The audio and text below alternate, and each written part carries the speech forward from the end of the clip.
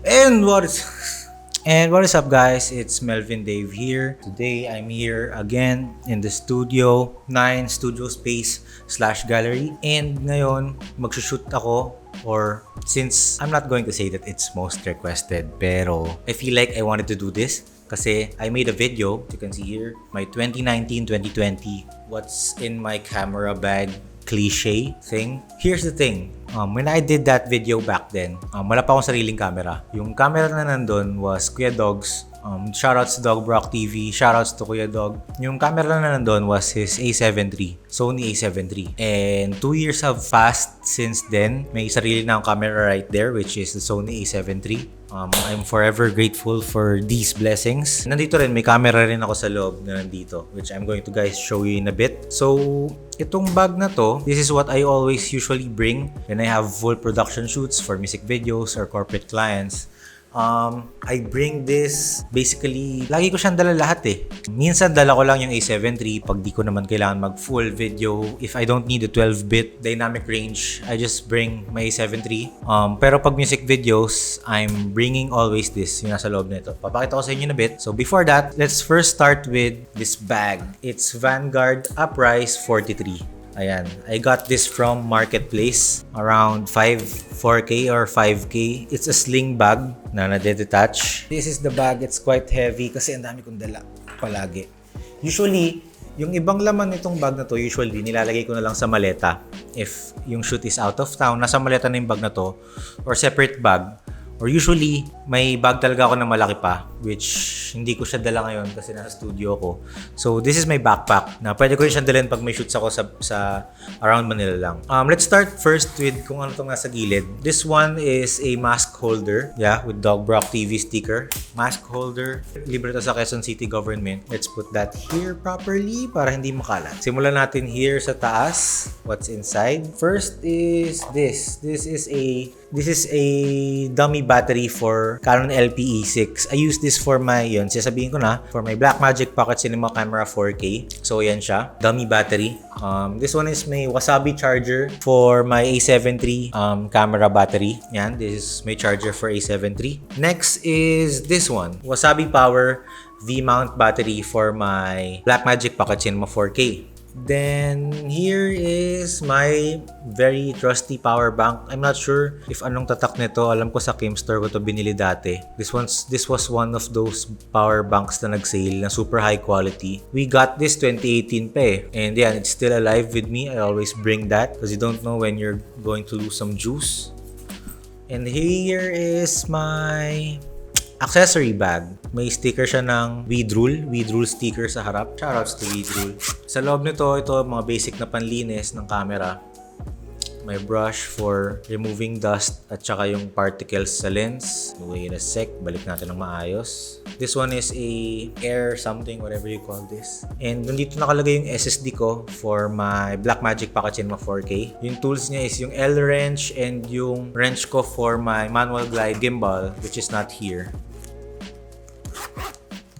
So yan, lagay ko muna siya dito. Then, patong ko na nga to dito para may space. Okay. Next na laman nito are my A7 III batteries. A7 III batteries. Yan. This one is the cable for my SSD for my Blackmagic Pocket Cinema 4K. Ang haba-haba ng pangalan. So, let's move on to the next one. Itong bag na to, yung feature niya meron siya dito sa gilid. Oh. As you can see. Ayan, meron siyang side view, side angle. So, pwede mo siyang i-quick release kung kailangan mo yung camera mo agad. Pero, we will now start dito sa gitna muna. Dito sa gitna, unahin ko muna tong wooden grip from Yuyu Rig. This one's used for my A7 III and also my Blackmagic Pocket Cinema camera 4K na sobrang haba ng pangalan. This one is V-mount battery plate from Andur. Yan siya for my, obviously, Cinecam. Since wala dito yung camera, ginagamit ko yung camera ngayon, nilagay ko na lang dito yung cage niya. Ito yung cage niyang A7 III. Let's assume na ito yung camera. Ito siya kung nakikita nyo. Dito nakalagay yung A7 III. Dito nakalagay yung Blackmagic. So let's pull out first some stuff. This is my top handle grip for both cameras, A7 III and Blackmagic. And here's my baby boy. may bad boy. Blackmagic Pocket Cinema Camera 4K na nakakapagod i-pronounce. Why? So yan, Blackmagic Pocket Cinema 4K. It's right here. And hanap pa tayo. Kunin ko pa yung mga gamit sa loob. This is my Viltrox EAF M2 speed booster for converting this into Canon mount. This is M4 III to Canon. And this is my Yashica CY lens, 28mm with converter for Sony A7 III. Bibilang ko na rin yan ng converter for my Blackmagic. And this is my 7 Artisans 7.5mm fisheye lens. If nanonood kayo ng music videos ko, probably hindi na siya bago. Mahilig ako sa fisheye.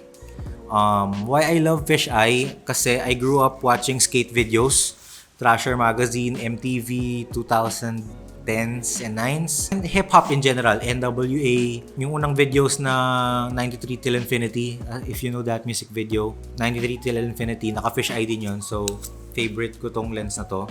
Pero artistic choice siya minsan, hindi ko siya super choice. Pero yan, favorite lens ko yan. And ito is vintage lens as well.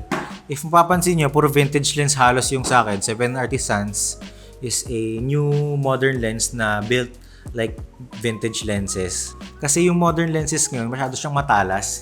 Hindi ko siya trip. Hindi ko siya super trip in a way na hindi siya natural ba tignan yung skin or yung details. Masyado siyang matalas. So, I go for these lenses kasi mas mukha siyang film, obviously.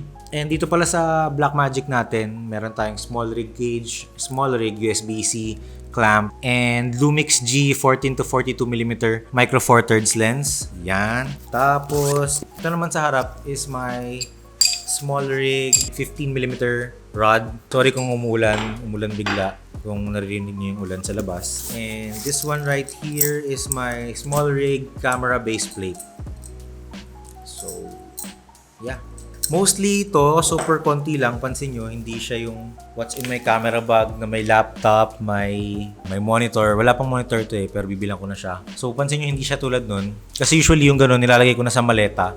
And lately, hindi ko naman kailangan ng laptop pag shoots kasi mostly work ko is merong laptop na akong dala from our studio assistant, from our team. Ganun, meron akong kasama sa team na may dalang laptop. Yun siguro yung blessings namin this year na mas solid yung team namin na lahat ng tasks, if napanood yung video ko last year, ang dami kong dala lagi. May dala akong laptop, may dala akong gimbal, may dala akong ganyan. Mostly napansin ko kasi this year or the past year, lagi na kaming rental ng gimbal, rental ng ilaw, rental ng... And sa team, meron na may dala ng laptop, meron nang in charge namin sa TMP na mag-dump ng files, yung storage guy. Basically, ito na lang yung ginagamit ko talaga lagi na for passion shoots, for music videos, ganun. Pag big broads, ginagamit ko to pero rigged out siya nung mga gamit na nire-rent namin. We also have rents available sa TMP. Sa TMP rin kasi, meron kaming rentals na Red Komodo 6K, Red Monstro 8K as far as I know. Kaya minsan hindi ko to nagagamit pero